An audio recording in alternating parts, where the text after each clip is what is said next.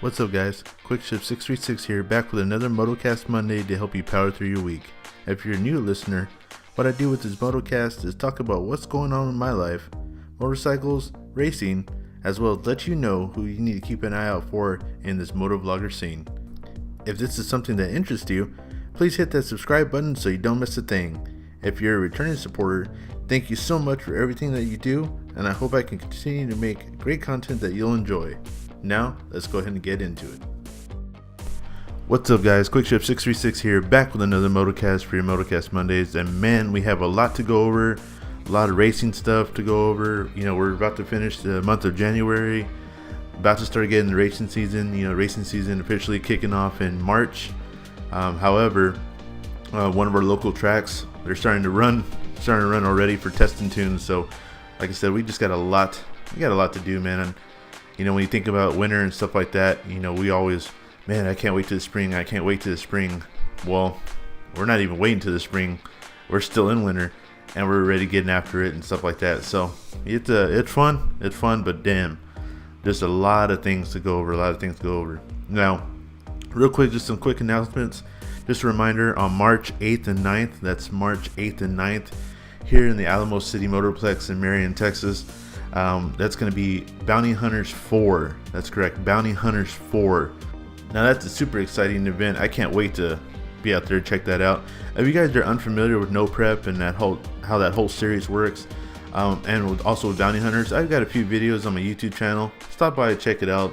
I have Bounty Hunters there, and also have Winter Meltdown that we just got finished with a bunch of No Prep and how that all works and stuff like that. So it's good, man. Good fun times. I'm a normal Joe, normal guy, so I will not be there on the 8th because I work.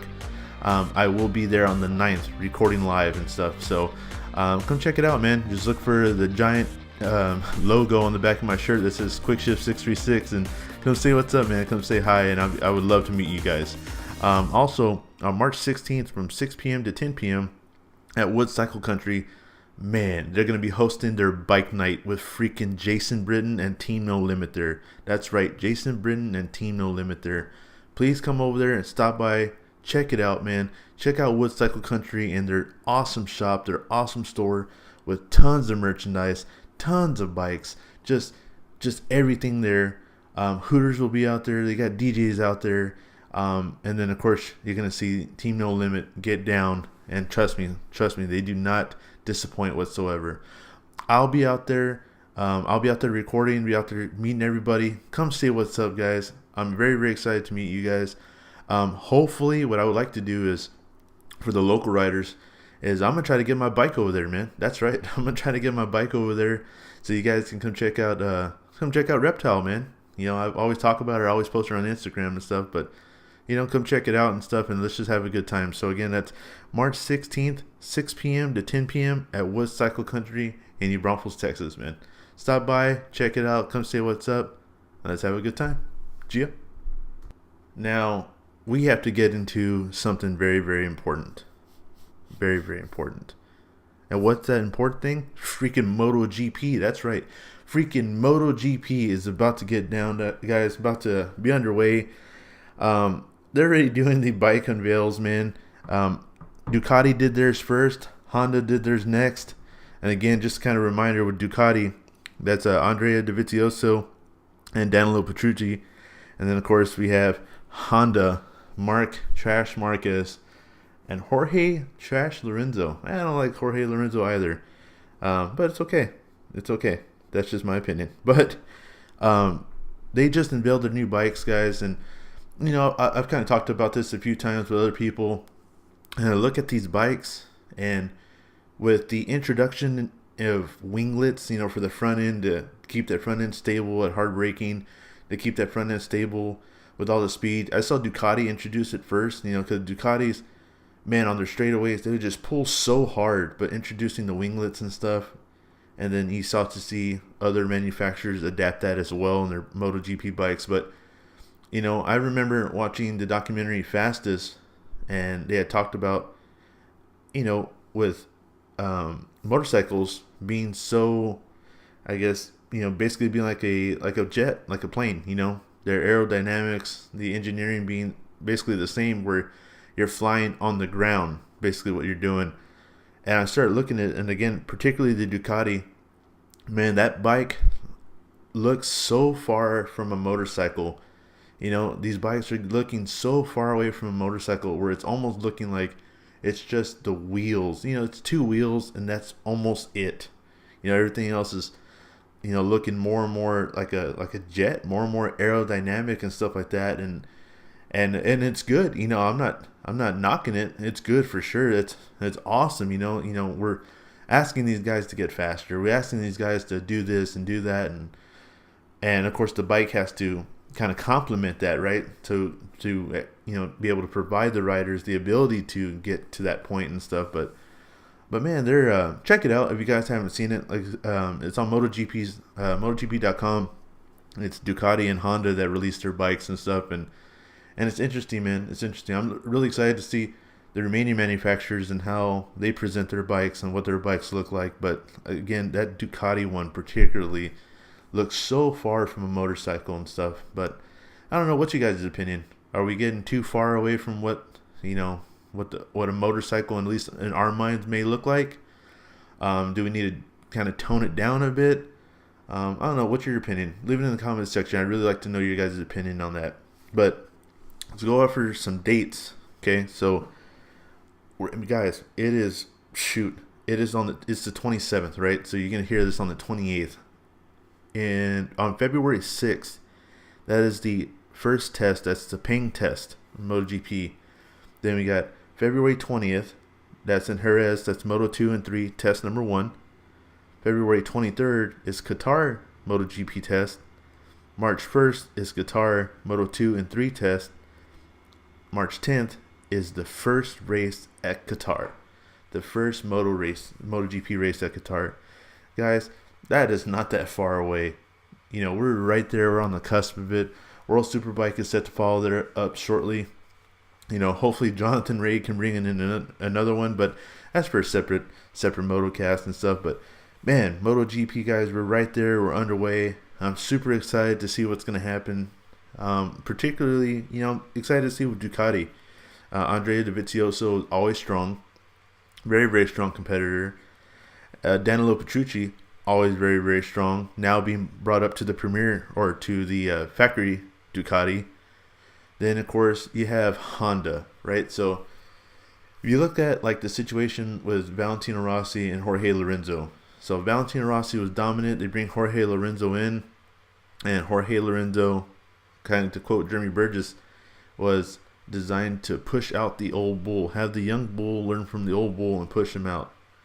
And then, of course, you had Valentino Rossi, who was kind of given an ultimatum, I guess, if you will, was, take a pay cut next year and kind of be second seat behind Jorge Lorenzo.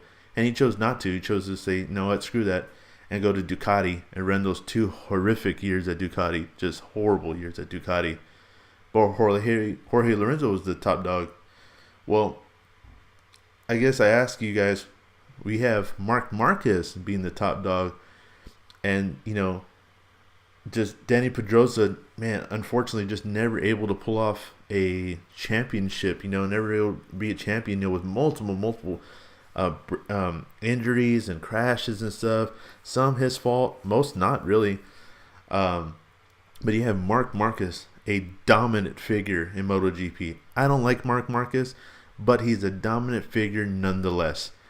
But then you also have Jorge Lorenzo coming in, which is also a champion, a dominant figure in MotoGP. So what do you do with that? What does that make it? Does it make it a strong team? Well, I guess if you're Honda, it does, because you're not guaranteed, but you have a pretty damn good shot at winning a number 1 and number 2 in your overall championships for the year. But I'm talking about as an individual. What does that do? Me personally, I think that's going to cause a divide. Marc Marquez, if you look at the documentary Hitting the Apex, Marc Marquez is very, very, very much a very proud person. At least off the documentary, and that's good. That's not a bad quality.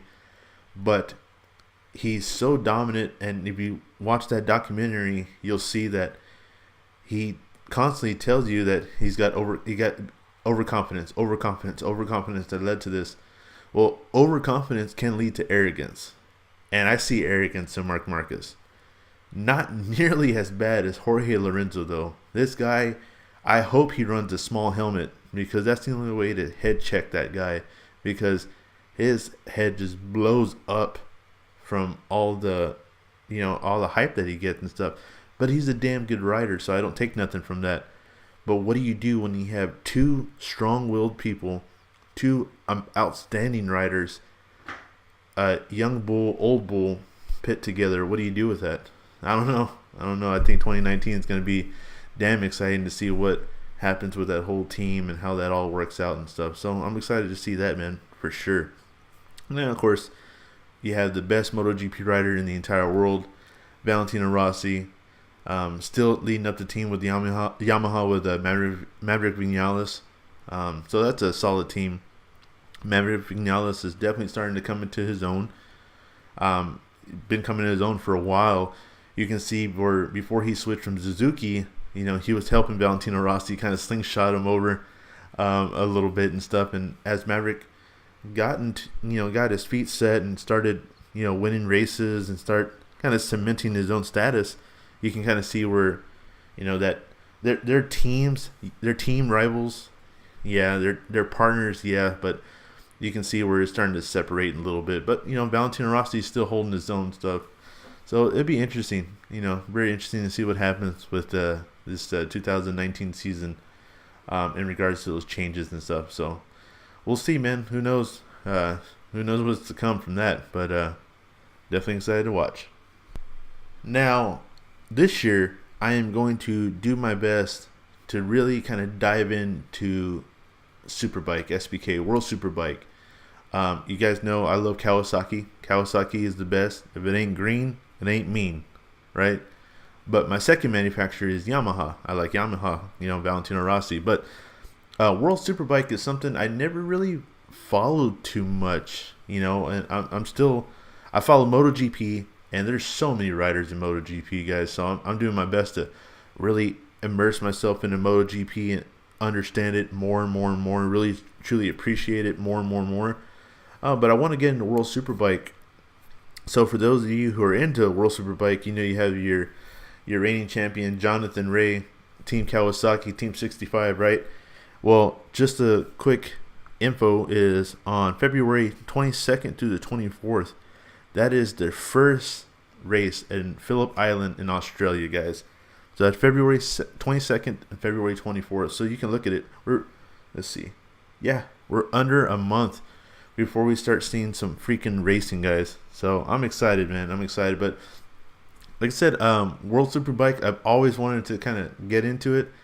But as much as I wanted to, man, I'm still trying to learn more and more about MotoGP in regards to MotoGP riders, and particularly 2 and 3. Moto 2 and 3 I don't follow too well. I watch all the races and stuff, but I just don't follow too well, and I'm just trying to get better with that, especially with the Sky BR46 team. Of course, that's Valentino Rossi's team, but that Sky BR46 team are doing an awesome job, man. Winning championships, bringing championships home and stuff like that. So, again, that's really what I was trying to focus on. I really want to get more into MotoGP, learn more about it in depth this year, and then really try to learn more about Superbike as well. I read Jonathan Rea's book, outstanding book. Definitely check it out. It's Dream, Believe, Achieve. Awesome book. Guys, if you have not read this book, get it on Audible, buy the hardbook cover. Do whatever you got to do. It's freaking awesome, guys. But yeah, I'm excited, man. I'm excited. Less than a month away to see some racing. Oh, man. I cannot freaking wait. What about you guys? Let me know. Who's your favorite MotoGP rider? Who's your favorite Superbike rider? I'm interested to see. I want to know what you guys are. You already know MotoGP. You already know I like Valentino Rossi. Superbike, Jonathan Rea, Team 65, Kawasaki, baby, all day. But interested to see who you guys like. So let me know in the comment section. So I'm not sure if you guys can hear this, but like my computer is going bananas right now. I'm working on another video for you guys. So I apologize for all that background noise, but that's kind of how it is. But so I wanted to talk about last week's Motocast Monday. what do you guys think? I got a lot of good feedback on that, on the reminiscing and going back and talking about our first cars and kind of how we got into to cars and this, that, and the other, and it was good, man. It was a blast, man. I gotta tell you. So, to make a long story longer here, we had, we're working on the trailer, the trailer, getting the colors ready because you guys already made your choice. If you haven't checked out that video, go check it out in YouTube.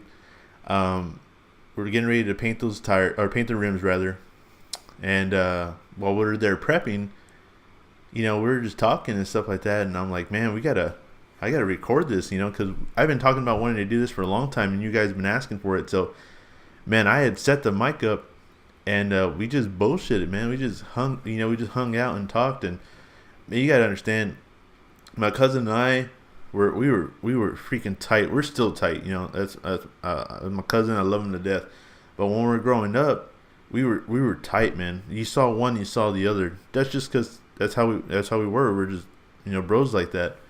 But when I left in '06 and I moved to Washington State, well, I lost touch, or I couldn't be there with all my family and stuff. So, naturally there is a kind of bit of a separation. He lives his life, I live my life. So now that I'm back, and I've been back for a while, we're still trying to kind of put back what once was. But we both have families and stuff, so it makes it harder.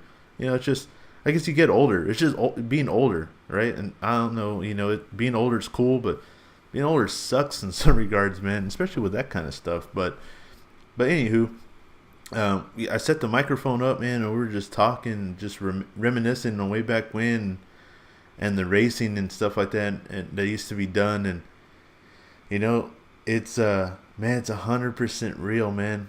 I'm smiling right now, even thinking about it again. Like, shit went down, man. Shit really went down that way and stuff.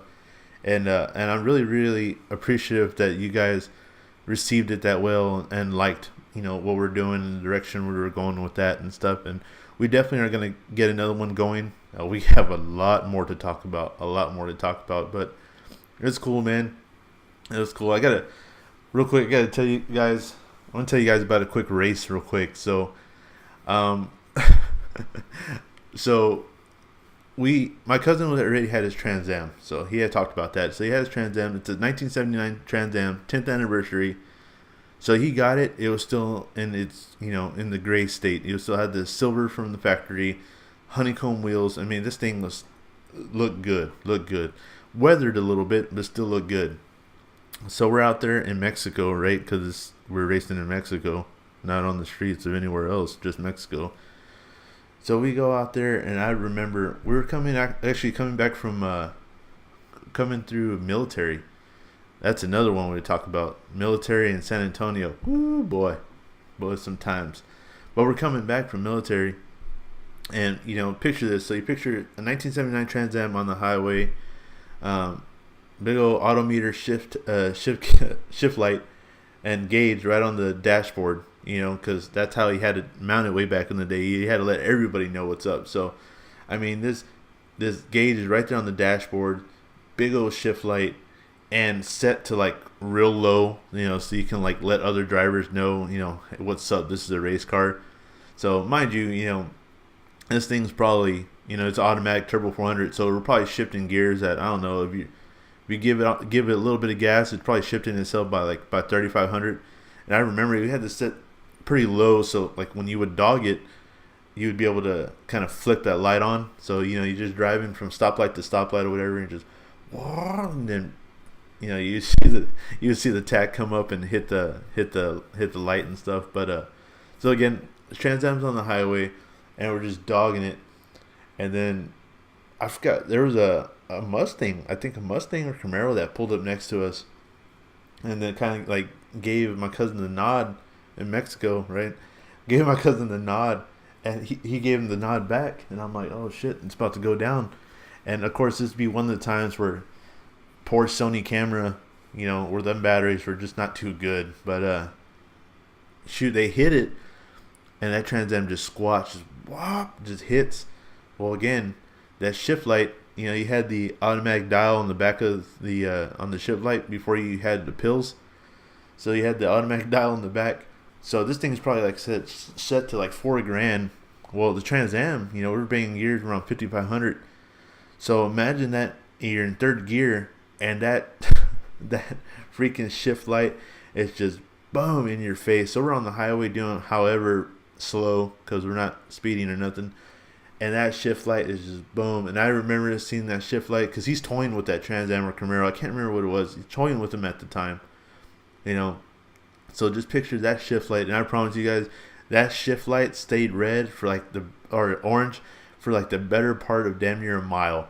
Just shift light so damn bright because the cover was off because you had to have the cover off, and it's just so crazy, guys. It's just so funny when you think about it, man. Like nowadays, like I talk about my bike. So on my bike, I have the shift light on the dash, and I don't even watch the shift light on the dash when I shift gears. I just I listen to the bike, just over time, right? Just over time. But when I had my Mustang, I didn't have the shift light on the dash. I didn't want everyone else to see.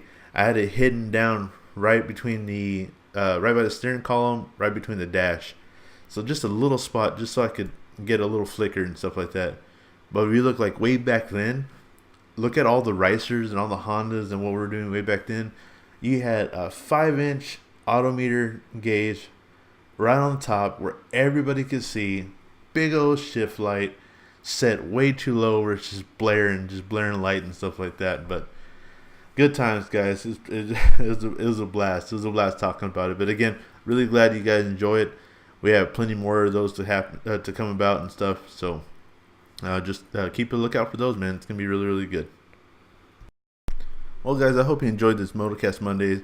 I know it's kind of very, very race heavy. We have a lot going on. We have MotoGP about to get underway. Of course, World Superbike about to get underway. Got our own racing here locally that about to get underway. So just a lot of stuff going on.